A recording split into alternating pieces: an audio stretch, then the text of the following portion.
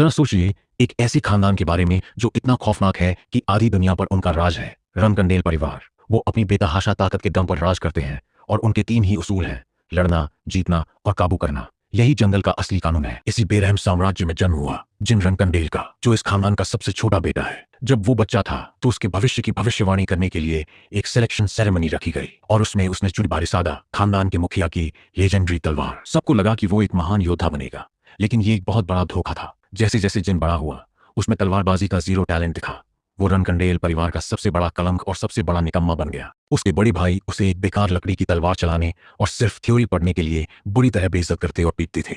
लाख कोशिशों और खून पसीना एक करने के बावजूद उसके परिवार ने उसे ठुकरा दिया। 25 साल की उम्र में उसे घर से निकालकर बेदखल कर दिया गया। अपना नाम छिन जाने और दुनिया में दर दर भटकने के बाद जिनको अपने बारे में एक बहुत बड़ा सच पता चला, वो टैलेंटलेस नहीं था। उसके पास जादू करने का एक जीनियस लेवल का टैलेंट था, एक ऐसी ताकत जिसे उसका तलवारबाज परिवार सबसे बड़ा पाप मानता था। 3 साल बाद परछाइयों ने खुद उससे बात की। वो सोल्डरेट, गॉड ऑफ शैडोज से मिला और उस देवता ने एक खौफनाक राज खोला जिनकी नाकामी उसकी गलती नहीं थी। उसके बचपन से ही किसी ने उस पर एक श्राप लगा रखा था, ब्लेडेड इल्यूजन नाम का वो श्राप, जो जानबूझकर उसके तलवार के टैलेंट को दबा रहा था। सोल्डरेट ने उसे एक डार्क डील का ऑफर दिया: मेरे साथ कॉन्ट्रैक्ट करो, श्राप को तोड़ो और एक अजय मैजिक स्पोर्ट्समैन बन जाओ। जैसे ही कॉन्ट्रैक्ट पूरा हुआ, वो मनहूस श्राप टूट गया। जिन ने अपनी तलवार उठाई और जिंदगी में पहली बार वो उसे बिल्कुल हल्की लगी। वो आखिरकार अपना सब कुछ वापस पाने के लिए तैयार था, लेकिन तभी रात के अंधेरे में एक चीख गूंजी।